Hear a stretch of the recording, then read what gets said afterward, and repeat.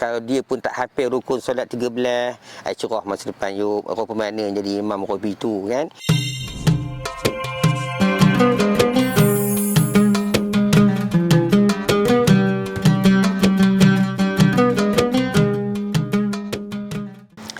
Assalamualaikum warahmatullahi wabarakatuh. Anda bersama dengan saya Ustaz Hamizul bin Abdul Hamid dalam siri audit solat kita. Dan pada kali ini soalan yang diajukan kepada saya ialah mengenai apa tuan-tuan?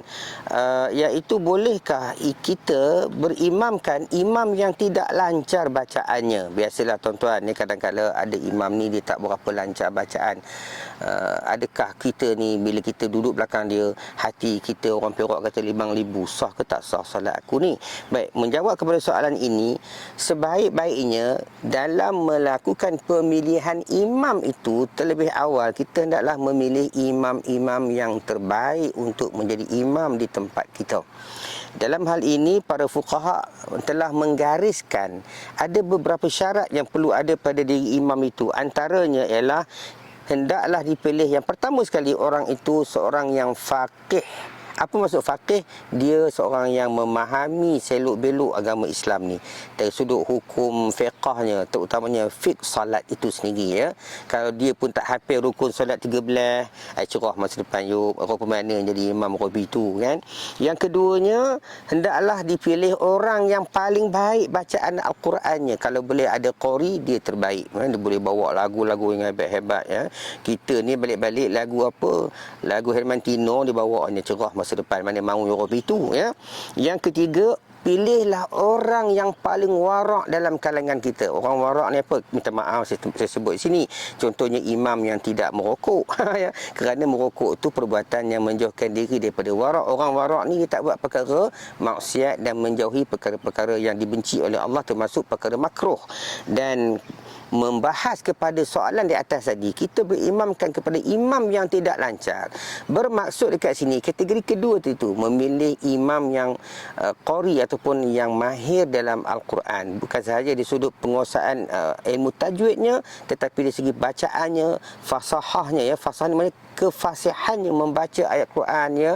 Dari makharijal huruf yang keluar daripada mulut dia itu menepati kehendak sifat-sifat huruf hijaiyah itu sendiri, maka itulah yang terbaik. Cuma andai kata kita tiba-tiba terberimamkan, macam mana rupa Ustaz terberimamkan tu, kita singgah kat RNR ataupun di lapangan terbang, airport kan, kita ada nampak orang tu jadi imam, kita pun belakang Allahu Akbar, takbiratul ihram, tiba-tiba dia baca tak lancar. Tak lancar macam mana?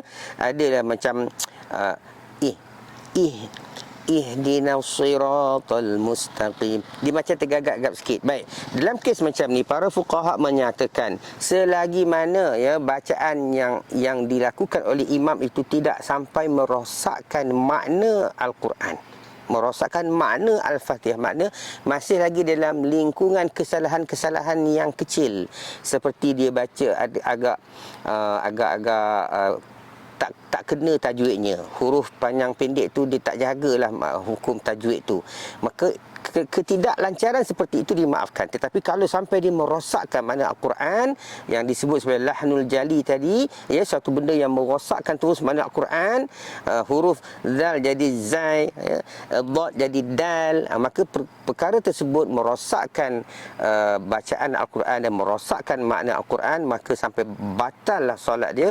Maka makmum ketika itu dia kena tarik handbrake, dia kena mufarakah daripada imam yang telah rosak solatnya. Tidak boleh dia terus berimamkan imam yang bacaannya sampai melarikan makna Al-Quran hingga rosak Fatihahnya dan batal solatnya. Jadi itulah jawapannya. Bila kita berimamkan kepada imam yang tidak lancar, dibolehkan. Cuma ulama' menyatakan makruh lah. Kalau kita tahu imam itu tak lancar, masih lagi kita berimam dengan dia, makruh saja. Sah solatnya. Cuma sebaik-baiknya kalau kita ada pilihan, pilihlah imam yang bacaannya lancar ya. Wallahu ta'ala a'lam. Assalamualaikum warahmatullahi wabarakatuh.